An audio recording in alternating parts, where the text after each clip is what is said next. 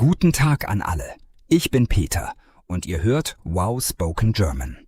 Adele, ich muss dir etwas sagen. Ich suche gerade eine neue Wohnung und es ist wirklich nicht einfach.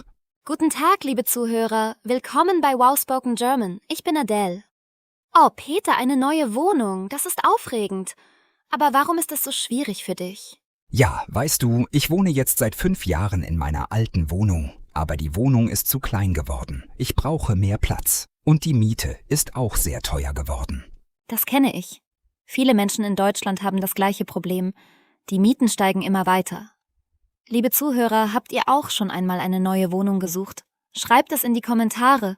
Ich habe letzte Woche angefangen, online nach Wohnungen zu suchen. Es gibt viele Webseiten dafür, zum Beispiel Immobilien Scout 24 oder Immowelt. Kennst du diese Seiten, Adele? Ja, natürlich. Diese Seiten sind sehr bekannt in Deutschland. Man kann dort viele Wohnungsanzeigen finden. Man kann auch nach der Größe der Wohnung, der Lage und dem Preis filtern. Das ist sehr praktisch. Genau. Ich habe viele Filter benutzt. Ich suche eine Wohnung mit 2 Zimmern, nicht zu weit vom Stadtzentrum. Und die Miete soll nicht mehr als 1.000 Euro pro Monat kosten. Aber das ist gar nicht so einfach zu finden. 1.000 Euro für eine Zweizimmerwohnung.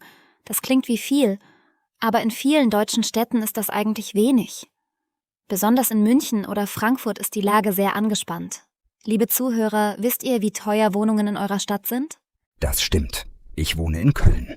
Und auch hier sind die Preise in den letzten Jahren sehr gestiegen. Früher konnte man für 800 Euro eine schöne Zweizimmerwohnung finden. Heute ist das fast unmöglich. Ja, Köln ist eine wunderschöne Stadt. Viele Menschen wollen dort wohnen. Deshalb ist die Nachfrage so hoch. Aber sag mir, Peter, hast du schon Wohnungen besichtigt?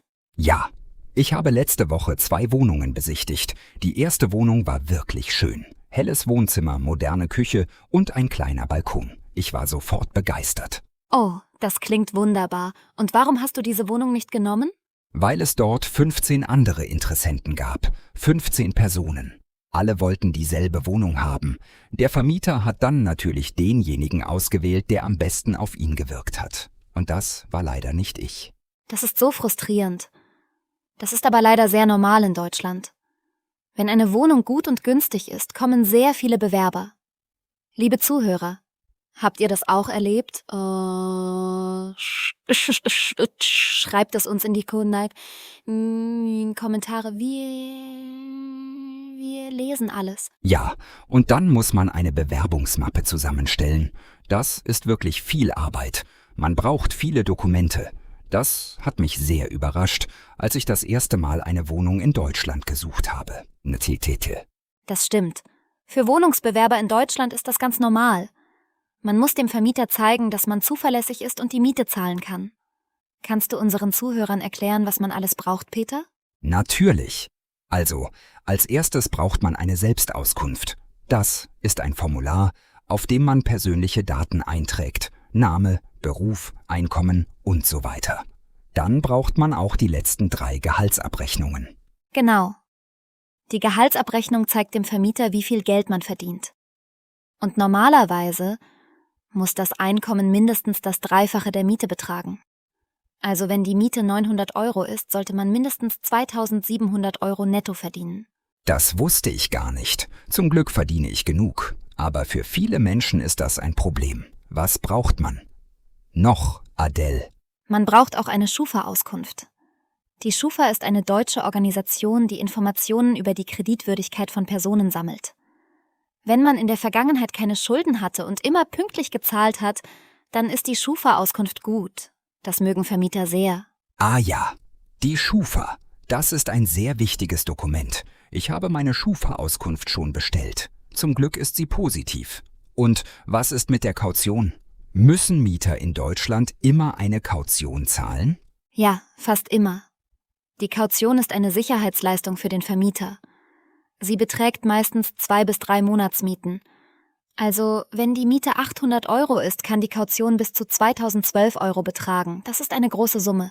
2.012 Euro. Das ist wirklich viel Geld auf einmal. Zum Glück bekommt man die Kaution am Ende des Mietverhältnisses zurück, wenn alles in Ordnung ist. Genau. Wenn die Wohnung sauber und ohne Schäden ist, bekommt man die Kaution vollständig zurück. Liebe Zuhörer, Habt ihr Fragen zum Thema Wohnungssuche in Deutschland? Schreibt sie in die Kommentare.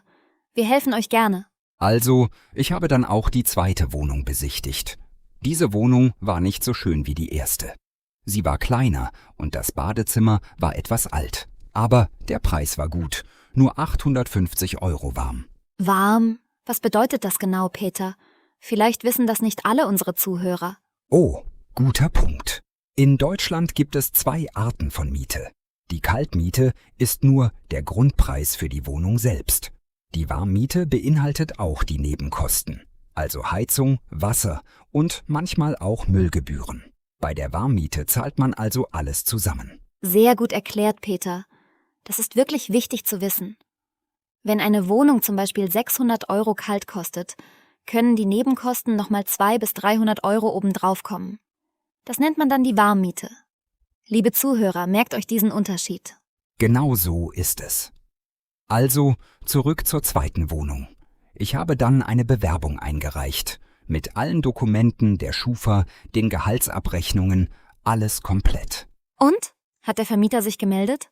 Ja, aber mit schlechten Nachrichten. Der Vermieter hat mir gesagt, dass es über 20 Bewerbungen gab. 20. Und er hat sich für eine Familie mit Kindern entschieden. Das finde ich irgendwie verständlich, aber trotzdem ist es schade. Das ist wirklich schade. Aber weißt du, in Deutschland haben Vermieter das Recht, frei zu wählen, wer in ihre Wohnung einzieht, solange sie nicht aus diskriminierenden Gründen ablehnen. Hast du die Hoffnung noch nicht aufgegeben, Peter? Nein, ich suche weiter. Tatsächlich habe ich gestern eine sehr interessante Wohnung gefunden. Sie liegt in einem Stadtteil, den ich noch nicht so gut kenne, in Ehrenfeld. Kennst du Ehrenfeld, Adele? Ja, Ehrenfeld ist ein sehr lebendiger und beliebter Stadtteil in Köln. Es gibt viele Cafés, Restaurants und die Gegend ist sehr bunt und kreativ. Viele junge Menschen wohnen dort. Das klingt nach einer tollen Möglichkeit. Genau. Die Wohnung hat 2 Zimmer, ist 50 Quadratmeter groß und kostet 910 € warm. Es gibt auch einen gemeinschaftlichen Garten. Das finde ich sehr schön. Oh, ein gemeinschaftlicher Garten. Das ist in der Stadt sehr wertvoll. Man kann draußen sitzen, vielleicht grillen oder einfach frische Luft genießen. Wann ist die Besichtigung? Übermorgen. Ich bin schon sehr aufgeregt. Ich habe alle meine Dokumente vorbereitet. Ich möchte wirklich gut vorbereitet sein. Adele, hast du Tipps für mich? Wie kann ich beim Vermieter einen guten Eindruck hinterlassen? Oh ja, das ist eine sehr gute Frage. Und auch sehr nützlich für unsere Zuhörer. Also der erste Tipp ist, sei pünktlich. In Deutschland ist Pünktlichkeit sehr wichtig. Wenn du um 14 Uhr einen Termin hast, sei um 13:50 Uhr dort. Ja, das stimmt absolut. Zu spät kommen ist in Deutschland wirklich keine gute Idee, besonders nicht, wenn man eine Wohnung haben möchte. Genau. Der zweite Tipp ist, kleide dich ordentlich. Du musst nicht im Anzug kommen, aber saubere und gepflegte Kleidung zeigt dem Vermieter, dass du ein ordentlicher Mensch bist. Das macht einen guten ersten Eindruck. Das macht Sinn. Ich dachte schon daran, meine blaue Jeans und ein ordentliches Hemd anzuziehen. Nicht zu formell, aber auch nicht zu lässig. Perfekt. Mein dritter Tipp ist, stelle Fragen. Interessiere dich für die Wohnung. Frag nach der Nachbarschaft, nach der Heizung, nach dem Internet. Wenn du Fragen stellst, zeigst du dem Vermieter, dass du wirklich interessiert bist und die Wohnung gut pflegen möchtest. Oh, das ist ein sehr guter Tipp. Was soll ich zum Beispiel fragen? Du könntest fragen, wie sind die Nachbarn? Gibt es einen Keller oder einen Abstellraum? Wie ist die Anbindung an den öffentlichen Nahverkehr? Gibt es schnelles Internet? Ist Haustier erlaubt? Wenn du ein Tier hast, natürlich. Ha, ich habe zum Glück kein Haustier. Aber das ist auch ein wichtiger Punkt. Manche Vermieter erlauben keine Hunde oder Katzen. Liebe Zuhörer, wisst ihr, dass man in Deutschland sogar im Mietvertrag festlegen kann, ob Haustiere erlaubt sind? Ja, das ist richtig. Der Mietvertrag ist sehr wichtig. Man sollte ihn immer sehr genau lesen, bevor man unterschreibt. Hast du schon mal einen deutschen Mietvertrag gelesen, Peter? Ja, bei meiner aktuellen Wohnung. Das war wirklich eine lange Lektüre. Mietverträge in Deutschland sind oft sehr detailliert. Es steht darin zum Beispiel, wann man renovieren muss, ob man Bilder an die Wand hängen darf und viele andere Regeln. Das stimmt. Manchmal steht sogar im Mietvertrag, dass man die Wände beim Auszug streichen muss. Diese Klauseln nennt man Schönheitsreparaturen. Das ist ein Wort, das man sich merken sollte, liebe Zuhörer. Schönheitsreparaturen. Schönheitsreparaturen. Was für ein langes Wort. Aber typisch deutsch. Die Deutschen haben wirklich lange Wörter für alles. Adele, gibt es noch andere wichtige Wörter rund um das Thema Wohnungssuche, die unsere Zuhörer kennen sollten? Oh ja, sehr gerne. Also, lasst uns ein kleines Vokabulartraining machen, liebe Zuhörer.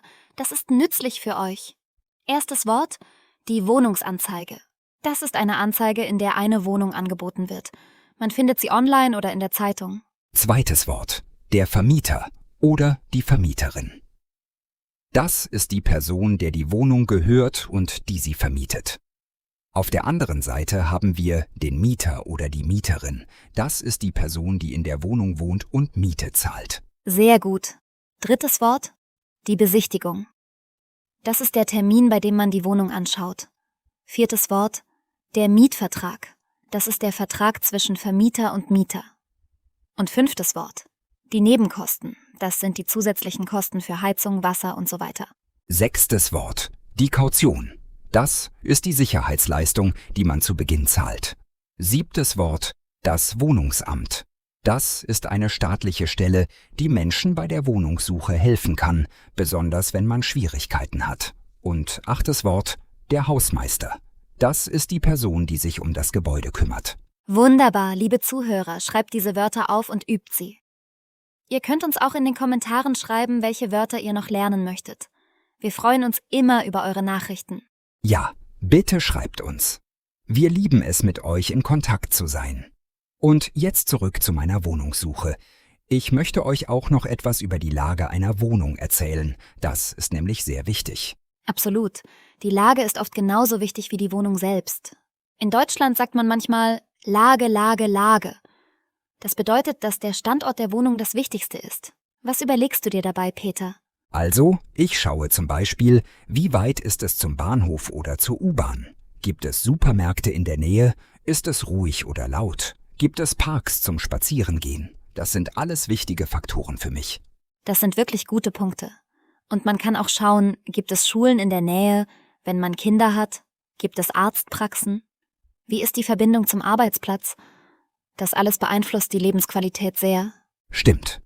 Für mich ist die Verbindung zur Arbeit sehr wichtig. Ich arbeite im Stadtzentrum von Köln. Mit dem Fahrrad dauert es von Ehrenfeld etwa 20 Minuten. Das finde ich gut. Dann mache ich gleichzeitig Sport. Ha, das ist clever. Mit dem Fahrrad zur Arbeit fahren ist in Deutschland sehr beliebt.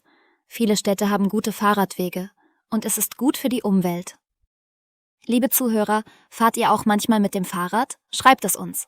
Ja, ich fahre sehr gerne Fahrrad. In Köln gibt es glücklicherweise viele Fahrradwege. Aber jetzt möchte ich noch über etwas anderes sprechen. Was ist, wenn man eine möblierte Wohnung sucht oder eine WG? Oh, das ist ein sehr gutes Thema. Eine möblierte Wohnung ist eine Wohnung, die schon mit Möbeln ausgestattet ist. Das ist praktisch für Menschen, die neu in eine Stadt kommen und noch keine eigenen Möbel haben. Aber möblierte Wohnungen sind oft teurer. Genau. Und eine WG, das steht für Wohngemeinschaft. Das bedeutet, man wohnt mit anderen Menschen zusammen und teilt sich Küche und Badezimmer. Das ist eine günstigere Option, besonders für Studenten oder junge Menschen. In Deutschland sind WGs sehr verbreitet. Besonders in Universitätsstädten wie Berlin, München, Hamburg oder Köln gibt es sehr viele Wohngemeinschaften. Es gibt sogar spezielle Webseiten für WG-Suche, zum Beispiel WG gesucht. Ja, WG gesucht ist eine sehr bekannte Plattform. Ich habe dort auch schon mal geschaut. Aber ich möchte lieber meine eigene Wohnung haben. Ich bin jetzt alt genug für meine eigenen 4 Wände. Ha, das ist verständlich. Deine eigenen 4 Wände, das ist ein schöner deutscher Ausdruck. Er bedeutet, man hat sein eigenes Zuhause. Liebe Zuhörer, merkt euch diesen Ausdruck, meine eigenen 4 Wände. Ein weiterer wichtiger Punkt bei der Wohnungssuche ist die Frage, miete ich oder kaufe ich? In Deutschland ist die Mieterquote sehr hoch im Vergleich zu anderen Ländern. Viele Deutsche mieten ihr ganzes Leben. Das stimmt. In Deutschland mieten etwa 50% der Menschen ihre Wohnung, anstatt zu kaufen. Das ist eine der höchsten Mieterquoten in Europa. Das hat historische und wirtschaftliche Gründe. Aber das Kaufen wird jetzt auch beliebter. Für mich ist das Mieten gerade die richtige Option. Ich bin noch nicht sicher, ob ich in Köln bleiben möchte. Vielleicht zieht es mich eines Tages in eine andere Stadt. Da ist es besser, flexibel zu bleiben.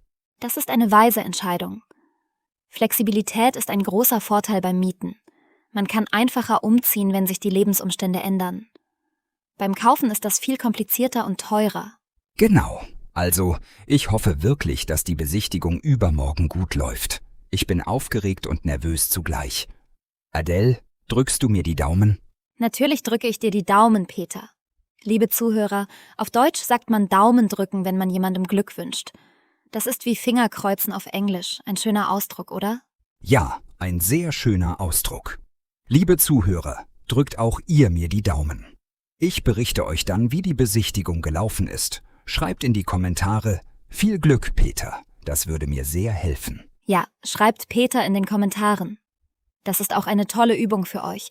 Auf Deutsch kommentieren. Egal ob kurz oder lang, jeder Kommentar auf Deutsch ist eine tolle Übung. Ich freue mich schon auf eure Kommentare. Und ich möchte noch eine Frage an euch stellen, liebe Zuhörer.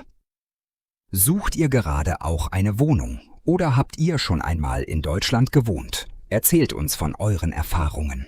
Das ist eine wunderbare Frage. Wir sind sehr gespannt auf eure Antworten. Die Kommentare sind immer so interessant zu lesen. Ihr kommt aus so vielen verschiedenen Ländern. Das finden wir bei Wow Spoken German wirklich toll. Ja, unsere Zuhörer kommen aus der ganzen Welt. Aus Asien, Amerika, Europa, Afrika. Überall lernen Menschen Deutsch. Und wir sind sehr froh, euch dabei helfen zu können. Das stimmt. Deutsch lernen kann manchmal schwierig sein. Aber mit Wow Spoken German versuchen wir es so angenehm und natürlich wie möglich zu machen. Wir führen echte Gespräche über echte Themen, genau wie dieses hier. Und das Thema Wohnen ist wirklich wichtig. Wenn man nach Deutschland zieht oder plant, dort zu leben, muss man viel über das Wohnungssystem verstehen. Wir hoffen, dass diese Folge dabei geholfen hat. Ja, lass uns kurz zusammenfassen, was wir heute gelernt haben. Man braucht für eine Wohnungsbewerbung in Deutschland eine Selbstauskunft, die letzten 3 Gehaltsabrechnungen, eine Schufa-Auskunft und manchmal auch eine Kopie des Personalausweises. Man sollte den Unterschied zwischen Kaltmiete und Warmmiete kennen. Man sollte die Nebenkosten immer einberechnen. Und man sollte wissen, dass die Kaution meistens 2 bis 3 Monatsmieten beträgt. Außerdem sollte man bei der Besichtigung pünktlich sein, ordentlich gekleidet erscheinen und gute Fragen stellen. Das hinterlässt beim Vermieter einen positiven Eindruck. Und man sollte den Mietvertrag immer sehr sorgfältig lesen. Nie unterschreiben, ohne alles verstanden zu haben. Im Zweifel kann man auch einen Mieterverein um Hilfe bitten. Das ist ein Verein, der Mieter rechtlich unterstützt. Sehr wichtiger Hinweis. Der Mieterverein ist eine tolle Ressource. Für wenig Geld im Jahr bekommt man dort professionelle Hilfe, wenn man Probleme mit dem Vermieter hat. In Deutschland gibt es in jeder größeren Stadt einen Mieterverein. Das ist wirklich nützlich zu wissen. Ich bin selbst Mitglied in einem solchen Verein. Das ist klug. Liebe Zuhörer, wenn ihr Fragen zu diesem Thema habt, schreibt sie in die Kommentare. Wir beantworten gerne alle eure Fragen auf Deutsch. Das ist auch eine tolle Übung. Ja, stellt uns Fragen. Auf Deutsch natürlich. Oder ihr könnt auch einfach Hallo sagen. Auch das ist willkommen. Wir freuen uns über jede Nachricht von euch. Und wenn euch diese Folge gefallen hat, dann gebt uns bitte einen Daumen hoch. Das hilft uns sehr und mehr Menschen können Wow Spoken German entdecken und Deutsch lernen. Ja, der Daumen hoch ist sehr wichtig für uns. Und vergesst nicht, den Kanal zu abonnieren, damit ihr keine neue Folge verpasst. Wir laden jede Woche neue Inhalte hoch. Stimmt. Jede Woche gibt es neue Gespräche auf Wow Spoken German über verschiedene Themen aus dem deutschen Alltag, damit ihr immer besser Deutsch werdet.